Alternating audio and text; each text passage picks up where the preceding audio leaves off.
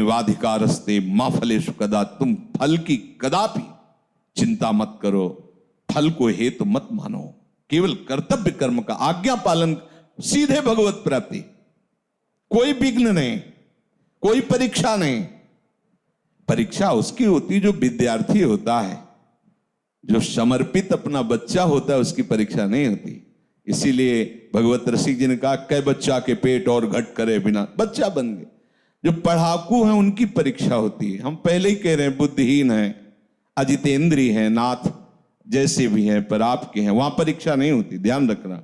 वहां जहां यही होता है मैं जितेंद्रिय हूं, मैं बुद्धिमान हूं, मैं ज्ञानी हूं, तो फिर वहां परीक्षा दिया जाता है, हल करो ये प्रश्न।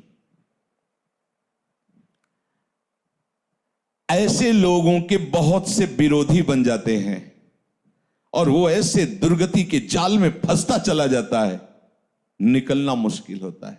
कैसे लोग?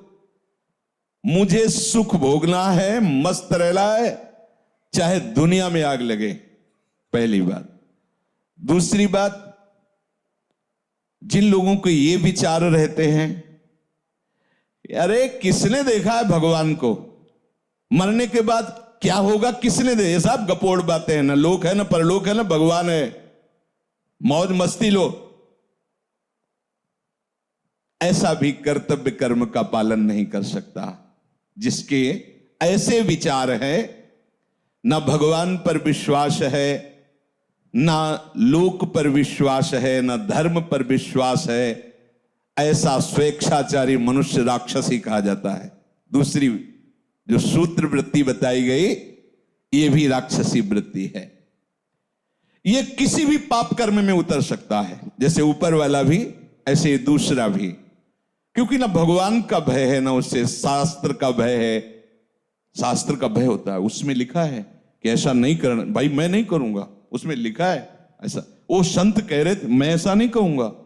वो गुरुदेव मैं ऐसा नहीं करूंगा, मैं ऐसा नहीं देखूंगा, मैं ऐसा नहीं बोलूंगा, क्योंकि संत कह रहे थे, गुरुदेव कह रहे थे, शास्त्र कह रहे थे, वही बच पाता है। लेकिन ये ऐसी बुद्धि वाले बहुत लोग मिलेंगे, कहां भगवान, कहां लोक परलोक, सब गपोड़ बातें, ओ मर के नरक जाना है, स्वर्ग जाना है, अरे सब मस्ती लो।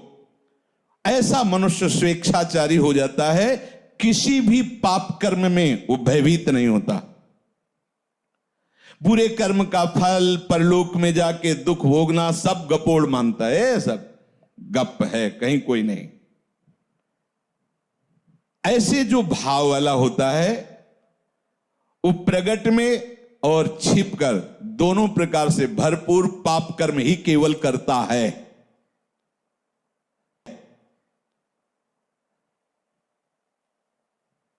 ऐसे लोगों के संग से भी बचना चाहिए, जिनका भी परिचय दे रहे हैं। जो लोग अपने अस्तित्व को मिटा देते हैं पाप कर्म में, उनके अंदर विवेक नहीं रह जाता, बुद्धि नहीं रह जाती। बहुत ही नीच कोटि, मतलब शब्द ही नहीं उनके लिए।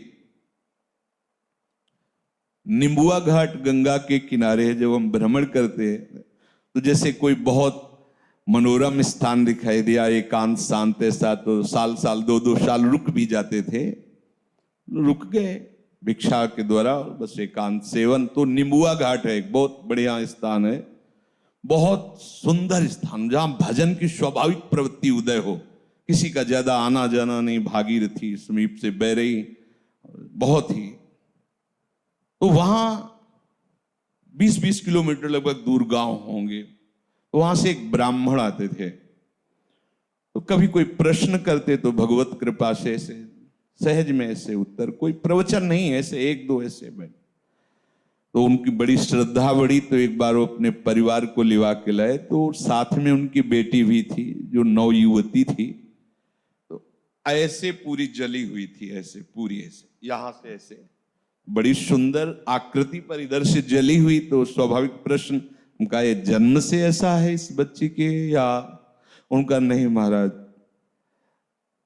1 मिनट लगेगा हमें बताने में। तो कहा नहीं, बताए। बोले भगवत कृपा से हमारे पास सब कुछ है, जमींदारी रही बाप बाबा से, तो खूब धन संपत्ति है।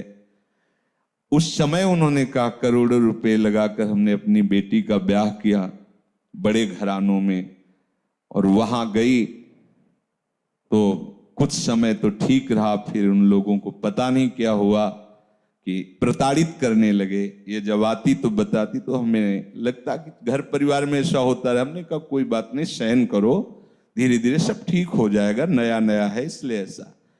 एक दिन उन्होंने उसे बांध दिया रस्सी से और मिट्टी का तेल डाल करके आग लगा दी। अब वो भगवान की लीला थी कि आग जो लगी तो सीधे रस्सी में ही लगी पहले, तो कुछ शरीर में लगी तो रस्सी जल्दी से जल गई तो जीना था, जीना से भागकर ऊपर छत में गई और पड़ोस के घर, पहले छप्पर होते थे ऐसे ऐसे आंगन बीच में, तो छप्पर में ऐसे गिर के और आंगन में गिर जाके। अब ब्राह्मण परिवार के थे तो उनके परिवार के ही वो थे और उनके पास बंदूक आदि भी थी। तो उन्होंने देखा उनका बेटा ये क्या, तो उनका पापा और सब मिलकर हमें जला रहे हैं। उनका बिल्कुल निश्चित कंबल आदि से ढका उसको और बंदूक ले खड़े हो गए और कहा सबको गोली मार देंगे अगर हमारे घर आओगे। और फिर सूचना दी उनके पिता को, तो वो उनको, अब वो ऐसे, अब ये क्या है, क्या है, अर्थ भी है लेकिन पिशाच वृत्ति है, उनको पता नहीं कैसा घोर कर्म कर रहे। क्योंकि किसने देखा भगवान को, किसने देखा लोक परलोक को, मनमानी आचरण, कोई भी पाप प्रवृत्ति करने में उनको शर्म नहीं लगती। ऐसा, अरे तुम्हारी बेटी जब दूसरे के घर जाए ऐसा बर्ताव हो तो तुम्हें कैसा लगे, अरे ये कोई जलाने की वस्तु है। इस तरह से कोई प्रताड़ित करता है किसी को, राक्षस के सिवा और कौन कर सकता है। आसुरीम योनिमापन्नो मूढ़ा जन्मनि जन्मनि माम प्राप्य कौन्तेय ततो यांत्यधमाम गतिम। भगवान कहते ऐसे लोगों को घोर दुर्गति में देता हूं और बार बार भयानक पीड़ा देता हूं, गलित कुष्ठ, ये वो नर्क, दुनिया की दुर्गति, ना आंख ठीक से खुल रही है, ना शरीर सड़ रहा है, भोग किया मनमानी तो भोग उस। भगवान कह रहे हैं आसुरीम योनिमापन्ना मूढ़ा जन्म, ऐसे मूढ़ों को मैं जन्म जन्मांतर कष्ट देता है, स्वामी बोल रहे हैं स्वयं। तीसरा, ऐसे लोगों को बिल्कुल संग नहीं करना चाहिए जिनका परिचय दे रहे हैं। मेरा कोई क्या बिगाड़ लेगा, मेरा कोई क्या बिगाड़ लेगा, ऐसे संसार का बहुत अहित करने वाले वृत्ति के लोग होते हैं। बहुत अहित कर, मेरा कोई क्या बिगाड़ लेगा, मैं जो करूंगा जो करूंगा।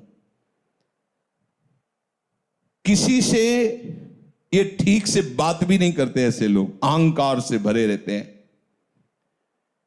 अभिमान के कारण इनकी शत्रुता ही बढ़ती रहती है। अपने बंधु बांधवों का भी ये हित नहीं कर सकते, ऐसे स्वभाव वाले लोग। ये फलस्वरूप सबसे घृणा करते हैं और स्वयं सबके घृणा के पात्र बन जाते हैं। ये केवल अपने अभिमान की पुष्टता के लिए ही कर्म करते, जो करने की भावना भी बनती है तो ऐसे लोगों से दूर रहना चाहिए। चौथे, क्या करूं, मैं तो निरुपाय हूं, सुनता तो हूं शास्त्र की बात, भजन करना चाहिए, सत्य से चलना चाहिए, व्यभिचार नहीं करना चाहिए, चोरी नहीं करना चाहिए, समझता हूं, पर मैं ऐसा कभी कर नहीं पाऊंगा। वो तो कोई अवतारी पुरुष होते हैं जो भजन आदि करते हैं, हम लोगों के तो और बस विषय सेवन, ये थोड़ा सा, इनकी थोड़ा सा बुद्धि प्रकाशित है। वो इतना तो मानते हैं कि जो शास्त्र और संतजन कह रहे हैं सत्य है, पर मैं कर नहीं पाऊंगा, ये भी चौथे नंबर पे हैं। ऐसे लोगों का भी संग नहीं करना चाहिए। भाई मेरे से भजन होता नहीं है, हाँ ठीक है, भजन करना वो संत महात्माओं का काम है, हमारा काम नहीं है। हमारा काम है केवल माया प्रपंच में फंसे रहना। तो ऐसे भी लोगों का संग नहीं कर, ऐसे लोग भी वो कर्तव्य कर्म का पालन नहीं कर सकते। क्या करूं, मैं तो लाचार हूं, पता नहीं कौन मेरे सिर पर बैठ जाता है और मुझसे ये सब करवा लेता है। मैं करना तो नहीं चाहता, पर पता नहीं कैसे हो जाता है। और बहुत सी जिम्मेवारियां हमारे ऊपर हैं। ये सब शास्त्र की बातें मैं नहीं कर पाऊंगा। हाँ, अगर कोई भगवत प्राप्ति है तो महात्माओं के लिए है, हम जैसे गृहस्थों के लिए तो नहीं। और फिर भगवान को लेकर भी हम क्या करेंगे? बुद्धि है, अगर भगवान मिल भी जाएंगे तो करेंगे क्या यार? न पत्नी है न पुत्र है, केवल भगवान है, तो क्या करेंगे हम? बुद्धि है, उतने विकास है। अब हमें तो केवल अपना जीवन यापन करना, अपने परिवार का पालन पोषण करना। ये शास्त्र की बातें और भगवत प्राप्ति और भजन ये सब हमसे नहीं हो पाएगा। क्या करूं, मैं निरुपाय हूं, मुझसे ये सब नहीं हो सकता। ये चौथे प्रकार के लोग। पांचवें प्रकार के, मैं क्यों किसी का हित करूं, किसी से प्रेम करूं?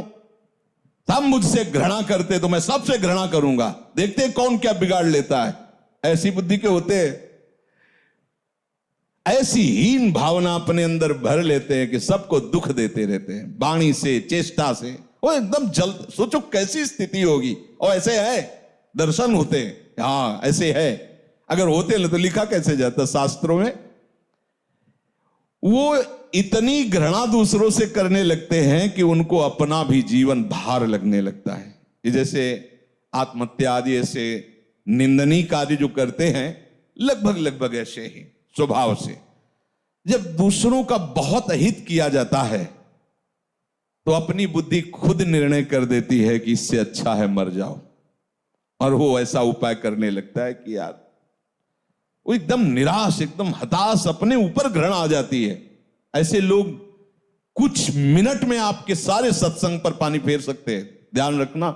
इसीलिए भगवान राम के वचन है, बर भल बास नरक करताता, दुष्ट संग जनि देव। भले नरक का बास मिल जाए लेकिन ऐसे दुष्टों का संग ना मिले।